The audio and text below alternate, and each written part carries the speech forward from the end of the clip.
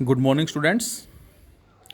Students, we have the next topic, that is force on a current carrying conductor when placed in a uniform magnetic field.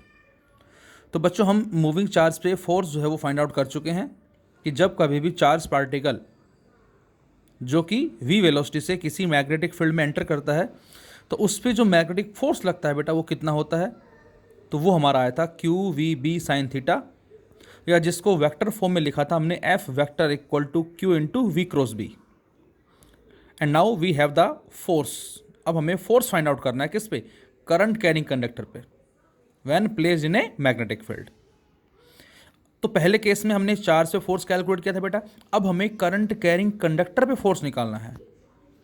यदि मैं इसी result से explain करूं क्या कि suppose we have a conductor having cylindrical in shape like a metallic wire having length L, और जब हम इसमें एक पोटेंशियल डिफरेंस अप्लाई करते हैं बच्चों तो उसमें इलेक्ट्रॉन जो है वो ड्रिफ्ट वेलोसिटी से स्टार्ट करना मूव करना शुरू कर देते हैं बेटा। और आई जो है वो क्या था, हमारा करंट, जो हमने करंट इलेक्ट्रिसिटी में स्टडी किया था। तो यदि मैं इस v को L बाय टी से रिप्लेस करूं तो यहाँ L क्या है, यहाँ से यहाँ तक का डिस्प्लेसमेंट, और हमने माना कि इलेक्ट्रॉन के पहुँचने का जो टाइम है वो दैट इज़ t। सो इस v को हमने L बाय टी से रिप्लेस कर दिया, और जो t है नीचे से इसको हमने बाहर लिया और बाहर आ जाएगा ये q by T, and this q by T is I current and inside L cross B। तो यहाँ से डायरेक्ट हमें एक रिजल्ट मिलता है F equal to I into L cross B, या जिसको ओपन करके हम I B L sine theta भी लिख सकते हैं। तो ये हमारा एक्चुअल में एक फॉर्मूला है, that is the force on A current carrying conductor when placed in a uniform magnetic field, and this theta is the angle between L and B। यहाँ बच्चों जो L है ये एक वेक्टर को रिप्रेजेंट कर रही है बेटा, ध्यान रहे please. This L is a vector, length जो है हमारे पास, और B is the magnetic field जो कि ऑलरेडी वेक्टर क्वांटिटी है। तो ये अब हमें फाइंड आउट करना है, ये तो मैंने डायरेक्ट रिजल्ट लिख दिया। अब फाइंड आउट करने के लिए बेटा हमने एक कंडक्टर कंसिडर किया जिसकी लेंथ L है, और उसको हमने एक मैग्नेटिक फील्ड में लोकेट कर दिया, and what ever be the direction of magnetic field, ये डायरेक्शन कोई भी हो सकती है बेटा, इस तरफ हो सकता है, ये इस तरफ हो सकता है, ये इस तरफ हो सकता है, ये एग्जैक्ट आउटवर्ड हो सकता है, ये एग्जैक्ट इनवर्ड हो सकता है, what ever be the angle, वो हम लास्ट में बात करेंगे फिलहाल। तो अब इसमें जो चार्जेस पे फोर्स लगेगा, चार्जेस हैं कौन, तो आंसर है इलेक्ट्रॉन्स हैं। उन इलेक्ट्रॉन पे जो फोर्स लगेगा वो किस तरफ लगेगा, तो पहले ज़रा हम एक इलेक्ट्रॉन पे फोर्स निकालते हैं। और चार्ज पे फोर्स क्या होता है, Q into V cross B होता है बेटा। तो अब हमने इस Q को रिप्लेस किससे कर दिया बच्चों, माइनस ई से, और V को रिप्लेस किससे कर दिया, VD से, क्योंकि इलेक्ट्रॉन ड्रिफ्ट वेलोसिटी से मूव कर रहा है, और B जो कि मैग्नेटिक फील्ड है।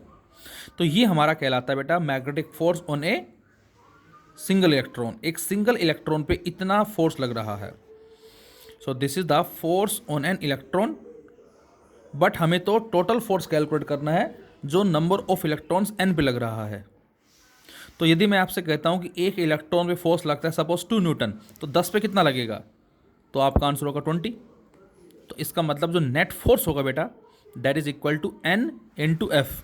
एफ एक इलेक्ट्रॉन का फोर्स है, इसको नंबर ऑफ इलेक्ट्रॉन से मल्टीप्लाई कर देंगे बच्चों, तो हमें टोटल फोर्स जो है बेटा वो मिल जाएगा।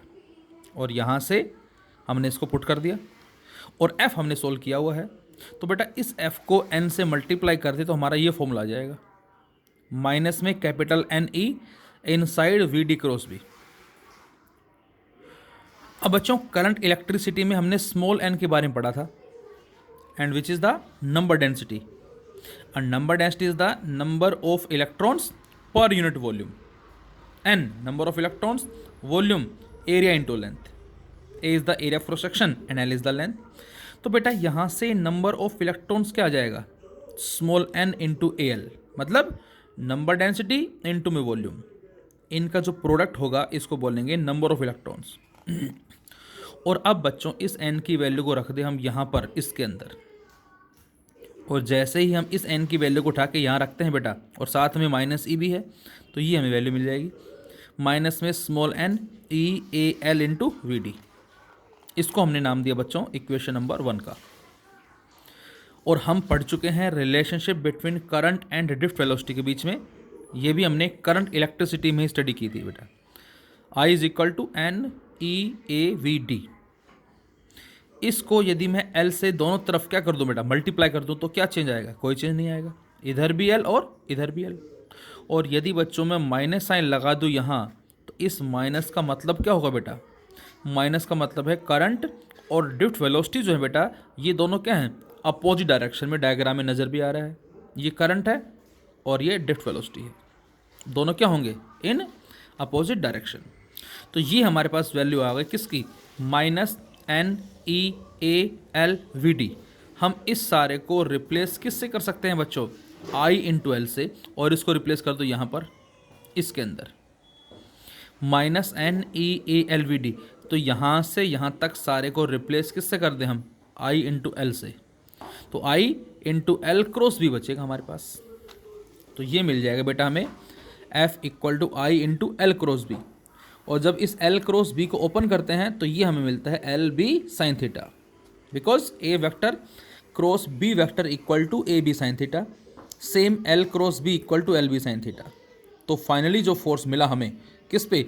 करंट कैरिंग कंडक्टर पे। कब? जब उसको हमने एक मैग्नेटिक फील्ड में लोकेट किया है। एक बात और बच्चों, यहाँ जो हमने एक्सप्रेशन ड्रॉ किया है IBL साइन थीटा, ये B क्या है बेटा? This B is the external magnetic field. इसका खुद का तो मैग्नेटिक फील्ड तो है यहाँ पर साथ साथ, ये भी ध्यान रहे, क्योंकि जब कभी किसी वायर में करंट फ्लो करता है तो उसके सराउंडिंग में एक मैग्नेटिक फील्ड प्रोड्यूस होता है, लेकिन खुद के मैग्नेटिक फील्ड की वजह से इस पर कोई फोर्स नहीं लगेगा। जो फोर्स लगेगा वो एक्सटर्नल मैग्नेटिक फील्ड की वजह से लगता है। तो एक्चुअल में ये जो B है बेटा, ये B क्या है? This is the external magnetic field. ये हमारा एक्सटर्नल मैग्नेटिक फील्ड कहलाएगा। और फोर्स की वैल्यू आ गई IBL साइन थीटा। और बच्चों मैंने बताया था आपको कि फ्लेमिंग लेफ्ट हैंड रूल जो है बेटा, उसको हम फोर्स की डायरेक्शन फाइंड आउट करने के लिए यूज़ करते हैं। अब वो चाहे हमारा मूविंग चार्ज के ऊपर हो या करंट कैरिंग कंडक्टर पे हो, आपको याद होगा। तो इसका मतलब यहाँ जो फोर्स होगा, इसकी डायरेक्शन जो है वो हम फाइंड आउट करें किससे? वही सेम रूल हमारा जो था, that is Fleming left hand rule. ये force F father, M mother magnetic field, C child या चिल्ड्रन, C फॉर करंट। अब करंट बोल दो या पॉजिटिव चार्ज का फ्लो बोल दो, दोनों का मीनिंग सेम होगा। तो अब उसी same Fleming left hand rule से हम इस फोर्स की डायरेक्शन को फाइंड आउट कर सकते हैं। अब बच्चों यदि आपसे कहा जाए क्या बेटा? Theta is 0। थीटा किसके बीच का एंगल है बच्चों? Theta is the angle between B and L। B is the magnetic field and L is the length of the conductor. यदि बच्चों लेंथ और फील्ड दोनों पैरेलल हो जाएं, ये बड़े ध्यान रखने आपको बेटा, तो उस केस में थीटा क्या हो जाएगा? 0। और जैसे थीटा 0 होगा, साइन 0 0 4 0। इसका मतलब जब कभी B और L पैरेलल हैं तो उस केस में उस करंट कैरिंग कंडक्टर पे कोई भी मैग्नेटिक फोर्स नहीं लगेगा। सेम इसी तरह से मैं कहता हूँ थीटा इज 180 डिग्री। अब 180 कब होगा? जब लेंथ और मैग्नेटिक फील्ड दोनों एंटी पैरेलल हो बेटा, अपोजिट रखे हुए हों। एक तरफ लेंथ है कुछ ऐसे और इसके एग्जैक्ट अपोजिट क्या है? मैग्नेटिक फील्ड है। तो यहाँ थीटा 180 डिग्री होने से साइन 180 भी क्या होता है? 0। तो इसका मतलब इस बार भी फोर्स क्या होगा? 0। It means there will be no magnetic force acting in this condition. लेकिन थीटा की वैल्यू 90 डिग्री हो तो आंसर है साइन 91। तो ये फोर्स जो बेटा ये हमें मैक्सिमम मिलेगा। तो इसको बोलते हैं maximum force acting on A current carrying conductor. और ये उसको वहाँ से क्या करेगा?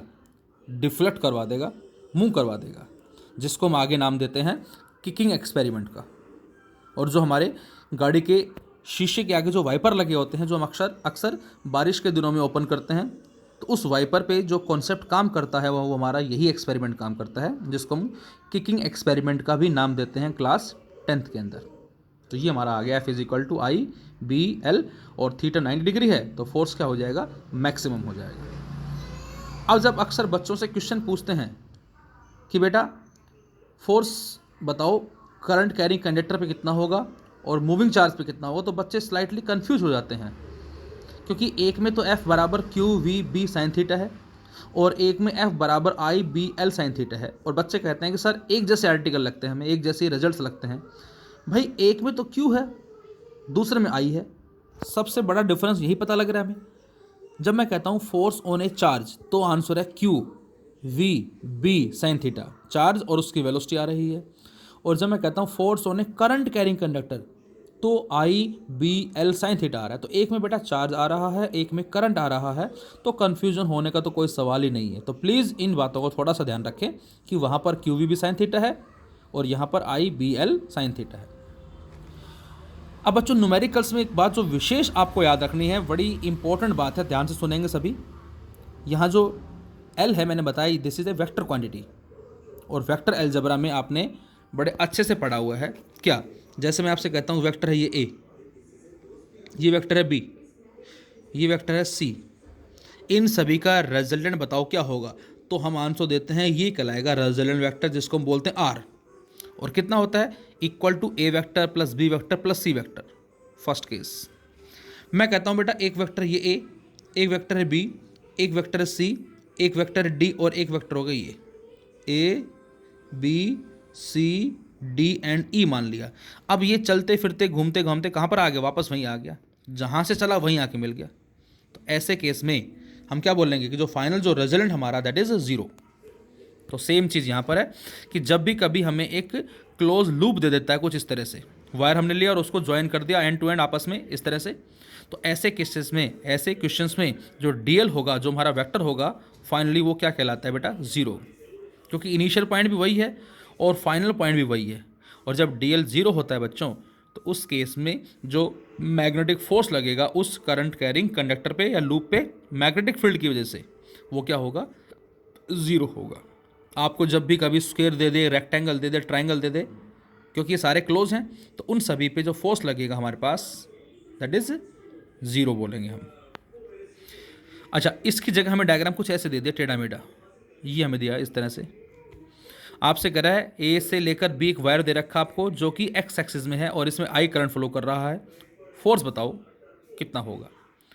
अब दूसरी जो बात आपको याद रखनी है, तो क्लोज के लिए ज़ीरो कहलाएगा। दूसरी बात, जब भी हमें को टेढ़ा मेढ़ा कंडक्टर दे लेकिन उसके एंड्स आपस में ज्वाइन नहीं है, तो बेटा आप डिस्प्लेसमेंट जो वर्ड यूज़ करते हैं वो क्या होता है, the shortest distance between any two points.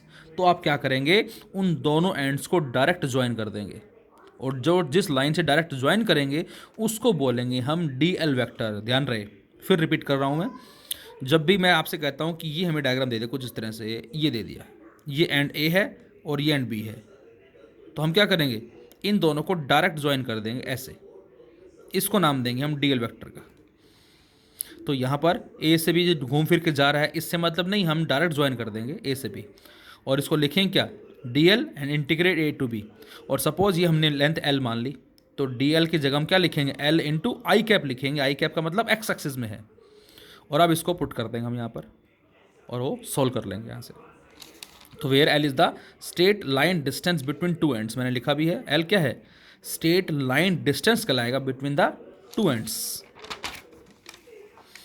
अब जैसे सेमी सर्कुलर हमें दे रखा है कुछ इस तरह से, ये आपको दे रखा है बेटा, semi circular wire is placed in a uniform magnetic field B, find the magnetic force. अब यहां पर हमें मैग्नेटिक फोर्स फाइंड आउट करना है और इसमें आई करंट फ्लो कर रहा है, इसका रेडियस हमने आर मान लिया और पी क्यू इसके एंड्स हो गए बेटा। और ये हमें क्या दे रखी है, डायरेक्शन मैग्नेटिक फील्ड की। मैंने अभी अभी आपको बताया कि जब भी हमें ऐसे गिवन है तो हम डायरेक्ट स्ट्रेट लाइन ले लेंगे यहाँ से यहाँ तक, और मैं आपसे कहूँ इन दोनों एंड्स के बीच का डिस्टेंस बताओ कितना होगा, इस एंड और इस एंड, तो उसको बेटा हम क्या लिखेंगे, ये भी आर ये भी आर, दैट इज़ 2r। तो यहाँ पर जो लेंथ है वो हम 2r लेके चलेंगे बच्चों। तो इसका मतलब ये तो लेंथ हो गई 2r जिसमें आई करंट फ्लो कर रहा है, और इसी डायरेक्शन में क्या है बच्चों, मैग्नेटिक फील्ड। अब मैं आपसे कहूँ ये बताओ लेंथ और मैग्नेटिक फील्ड के बीच का एंगल कितना है, तो आपका आंसर होगा 0 एंगल है, दोनों पैरेलल हैं। और जब बच्चों एंगल 0 होता है तो मैग्नेटिक फोर्स जो लगेगा इस पर रिजल्टेंट वो क्या हो जाएगा बेटा, 0 हो जाएगा। कब है, जब सेमी सर्कल दे रखा है और इस तरफ मैग्नेटिक फील्ड दे रखा है। लेकिन इसी क्वेश्चन की जगह मैं पहले जरा ये क्वेश्चन ले लेता हूँ, इस वाला सेम क्वेश्चन है बिल्कुल ये, बस फ़र्क किस चीज़ का ध्यान से देखें, इसमें ये मैग्नेटिक फील्ड है इधर, इसमें मैग्नेटिक फील्ड हमें ऐसे दे रखा है in this way, inward magnetic field दे रखा है बच्चों। इस बार फोर्स बताएं, तो वही सेम काम, P से Q बेटा लिखा हमने, that is length is 2r और I करंट फ्लो कर रहा है इसके अंदर, दिस इज द I, और ये मैग्नेटिक फील्ड दे रखा है। अब बताएं लेंथ में और फील्ड में एंगल कितना है, तो आंसर है 90 डिग्री। ये लेंथ और exactly perpendicular field 90 degree, force maximum होगा, कितना होगा, आई बी एल साइन 90, साइन 91, आई है, बी है, लेंथ कितनी है बच्चों, दोनों एंड के बीच का डिस्टेंस दैट इज 2r, तो यहाँ फोर्स कितना आ गया 2IBR, this is the answer. अच्छा सर्कल वाला केस लिया हमने, रेडियस r है, मैग्नेटिक फील्ड है, फोर्स निकालना है, सीधा ही आंसर लिख देंगे 0, क्यों, क्योंकि यहाँ पर DL क्या है बेटा 0 हो रहा है। इसी तरह से बच्चों आपको कुछ डायग्राम दिया जाए इस तरह से, स्ट्रेट वायर, सेमी सर्कल, फिर स्ट्रेट वायर, लेंथ L और इस सेमी सर्कल का जो रेडियस है वो हमें R दे रखा है, और जो मैग्नेटिक फील्ड वो आपको ऐसे दे रखा है इनवर्ड क्रॉस, फोर्स निकालना है। तो फोर्स किस पे लगेगा बेटा, इस पे लगेगा फर्स्ट, इस पे लगेगा सेकंड, इस पे लगेगा थर्ड, 3 फोर्स लगेंगे हमारे पास। कौन कौन से, एक इस हिस्से पे, एक इस हिस्से पे और एक इस हिस्से पे। इसकी लेंथ कितनी बेटा L, इसकी भी लेंथ कितनी L, टोटल कितनी हो गई 2L, तो 2L तो इसकी हो गई। अच्छा इसकी लेंथ कितनी होगी, मतलब इस एंड से इस एंड का डिस्टेंस कितना होगा, तो इसको सीधा कर दो अब आप, तो 2R कहलाएगा। तो बेटा 2R जो कि इस तरफ है, और ये L दोनों मिलके ये भी इस तरफ है, तो 2R इसकी लेंथ है, 2L इसकी लेंथ है, दोनों को जोड़ दें हम 2L + 2R, और इसका जो इसकी जो डायरेक्शन है वो किस तरफ है बच्चों, वो हमारी है एक्स एक्सिस के अंदर। तो इसमें हम क्या लगा देंगे आई कैप। आई कैप क्या होता है, यूनिट वेक्टर जो हमें डायरेक्शन देता है अलोंग एक्स एक्सिस। तो I × DL का इंटीग्रेशन क्रॉस B, तो DL की जगह 2L + 2R लिख दिया मैंने, बोलो LL ये है बेटा, 2R ये है, और आई कैप क्या देगा डायरेक्शन, और क्रॉस B मैग्नेटिक फील्ड, और -K कैप क्यों लिखा बेटा, क्योंकि क्रॉस जो है वो हमें मैग्नेटिक फील्ड की डायरेक्शन दे रखी है। अब यदि इस तरफ x मानूँ, इस तरफ y मानूँ और ऊपर z मानता हूँ तो नीचे नेगेटिव z आएगा, तो मैग्नेटिक फील्ड हमें नेगेटिव z एक्सिस में दे रखा है बच्चों, इसलिए मैंने -K कैप लिखा है। और जब इस I कैप को -K कैप से मल्टीप्लाई करेंगे बेटा, I क्रॉस -K, ये क्या बन जाएगा, माइनस + J बन जाएगा। तो फाइनली हमें क्या मिला, इसको इससे मल्टीप्लाई करें, इसको इससे मल्टीप्लाई करें, क्रॉस प्रोडक्ट, तो ये हमारा आंसर आ जाता है सोल्व करने से। भाई यहाँ से 2 कॉमन ले लिया बेटा हमने, और फिर इसको मल्टीप्लाई कर दें हम, तो ये I है और ये K कैप है और माइनस का, तो I क्रॉस K होता है बेटा -J, और एक माइनस पहले से +J, तो ये हमें फाइनल इसका आंसर मिलेगा। इसी में ही हमें नेक्स्ट क्वेश्चन दिया बेटा, अच्छा क्वेश्चन है बैलेंसिंग वाला।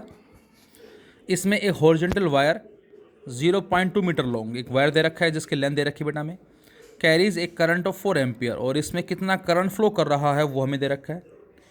Find the magnitude and direction of magnetic field which can support the weight of wire, mass per unit length is 3 × 10⁻³ kilogram पर मीटर।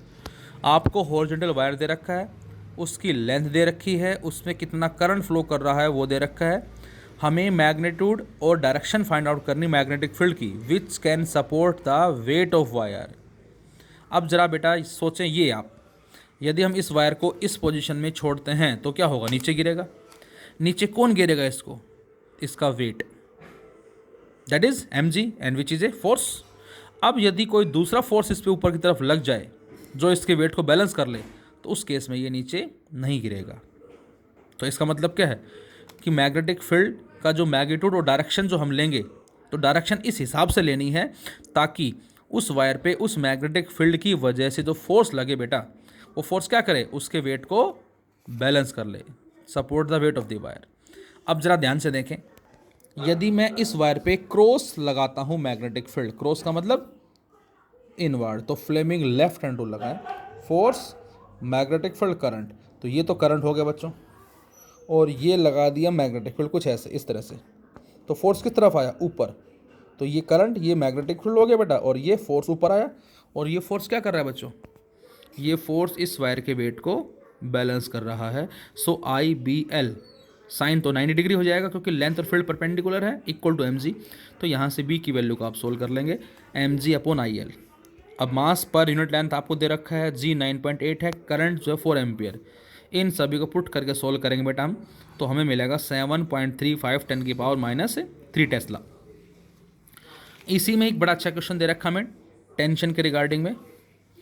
ए स्टेट हॉरिजॉन्टल कंडक्टिंग रोड, कोई हमें स्टेट हॉरिजॉन्टल कंडक्टिंग रोड दे रखा है बेटा, having length 0.60 metre and mass 60 gram, is suspended by 2 vertical wires at its ends. एक rod हो गया कुछ इस तरह से, और इसको 2 वर्टिकल वायर की हेल्प से हमने सस्पेंड किया हुआ है। एक current of 5 ampere is setup in the road, और उस रोड में 5 एम्पियर करंट हमने सेटअप किया है वायर की हेल्प से। अब आपसे पूछा है what magnetic field should be set up normal to the conductor in order that tension in the wire is 0। हम मैग्नेटिक फील्ड जो सेटअप करें वो कितना सेटअप करें और किस तरफ सेटअप करें ताकि उस वायर में जो टेंशन्स अराइज हो रही है वो 0 हो जाए। और दूसरे केस में what would be the total tension in the wires if the direction of current is reversed keeping magnetic field is same and ignore mass of wire. और वायर जो है साइड में उनके मास को इग्नोर करना है, जी हमें 10 लेना है। तो जरा फर्स्ट पार्ट में सोचें आप, हमने डायग्राम कुछ ऐसे लिया बेटा, ये रोड हो गया, इसकी लेंथ भी हमें दे रखी है, इसका मास भी हमें दे रखा है, करंट फ्लो कर रहा है वो भी हमें दे रखा है, और इसको 2 वर्टिकल वायर की हेल्प से सस्पेंड किया हुआ है। अच्छा बच्चों, यदि ये रोड है तो ये क्या हो जाएगा बेटा, इसका वेट हो जाएगा। अभी अभी जो पिछले क्वेश्चन में हमने कॉन्सेप्ट पढ़ा था वही सेम कॉन्सेप्ट। जब हम इस रोड को सस्पेंड करेंगे तो इन दोनों वायर्स में क्या आएगा, एक खिंचाव आएगा, और उस खिंचाव को ही हमने क्या नाम दिया बच्चों, टेंशन का नाम दिया है, क्योंकि तार जो है ये टाइट हो जाएंगे, स्ट्रेट हो जाएंगे। अब आप ये सोचें कि यदि इस पे जो फोर्स लगा मैग्नेटिक फील्ड की वजह से वो ऊपर लगेगा जो इसके वेट को बैलेंस कर लेगा, तो ये वायर लूज पड़ जाएंगे, और जब वायर लूज पड़ जाएंगे बेटा इसका मतलब उनमें टेंशन 0 हो जाएगी। तो सेम कॉन्सेप्ट है कि यदि फोर्स जो लग रहा है वो इसके वेट को बैलेंस करेगा तो उस केस में हम बोलेंगे क्या, टेंशन जो 0 हो जाएगी। So tension in wire is 0 if the force on rod due to magnetic field equal and opposite to the weight. यदि वो उसके इक्वल एंड अपोजिट हो जाए तो उस केस में नेट रिजल्टेंट फोर्स जो इसके ऊपर क्या हो जाएगा, 0, क्योंकि इस पर एक फोर्स ये है और एक ये हो गया। So I B L equal to M G, तो B equal to M G by I L. M दे रखा है, जी हमें दे रखा है, आई दे रखा है, एल दे रखा है, तो वैल्यू आ जाएगी 0.20 टेस्ला। फिर सेकेंड पार्ट में कह रहा है if the direction of current is reversed. सब कुछ सेम है, फील्ड भी सेम, सब कुछ सेम, लेकिन हमने करंट की डायरेक्शन को रिवर्स कर दिया। तो अब ज़रा रूल लगाएं और पहले रूल लगाएं। पहले केस में रूल ऐसे था, फोर्स ऊपर, इस बार करंट उल्टा हो गया, ऐसे फोर्स नीचे आएगा, रूल लगा के देखें, और फोर्स जो नीचे आएगा वो mg की तरफ आएगा। तो यहाँ पर क्या होगा, जो टेंशन है वो बराबर किसके हो जाएगी, इन दोनों के सम के बराबर हो जाएगी, F प्लस mg।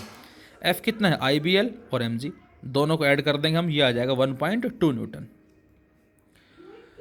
नेक्स्ट हमें डायग्राम दे रखा है, इसमें कंडक्टर दे रखा है 1 2 3 4, और इसमें कह रहा है find the magnetic force on the segment ST TP PQ and QR, जिसमें करंट 5 एम्पियर फ्लो कर रहा है, और इसको मैग्नेटिक फील्ड में लोकेट किया है जिसकी वैल्यू 0.25 टेस्ला दे रखी है।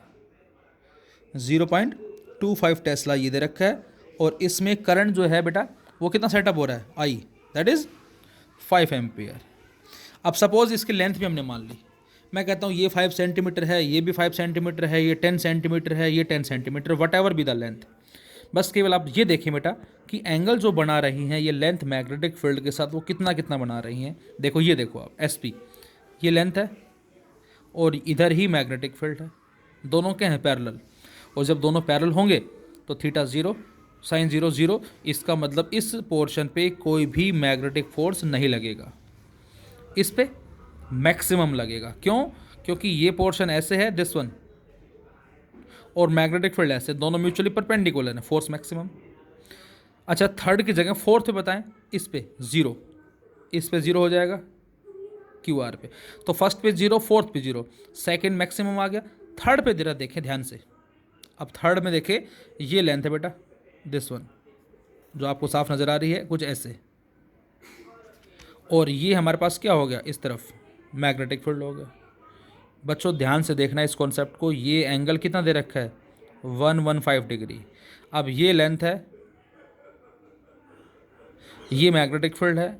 अब इसमें जो हम मिस्टेक करते हैं वो क्या करते हैं, एंगल हम साइन 115 ले लेते हैं। नहीं, ये लेंथ जो है बेटा कुछ ऐसे इस तरह से, ये मैग्नेटिक फील्ड, ये एंगल कहलाएगा लेंथ और मैग्नेटिक फील्ड के बीच का एंगल। टोटल है 180, जिसमें 115 ये है, तो ये कितना बचेगा 180 माइनस 115, तो ये आई थिंक आपका 65 आ जाएगा। और साइन 65 की वैल्यू को हम टेबल में देख लेंगे, यहाँ से सर्च कर लेंगे यहाँ से। तो इस तरह से क्वेश्चन होगा। तो इसमें जो एंगल लेंगे बेटा हम क्या, इस पोर्शन पे, कौन सा पोर्शन, पी क्यू। तो जो फोर्स आएगा पी क्यू पे, आई बी एल, लेंथ किसकी, पी क्यू की, और साइन 65। इस कॉन्सेप्ट से हमें रिजल्ट मिलेगा final. So this is the force on A current carrying conductor when placed in A external magnetic field. अब जो नेक्स्ट हमारा होगा इसी पे based, that is force between two parallel state conductor carrying current. वो भी हमारा बड़ा ही इंपॉर्टेंट कॉन्सेप्ट है।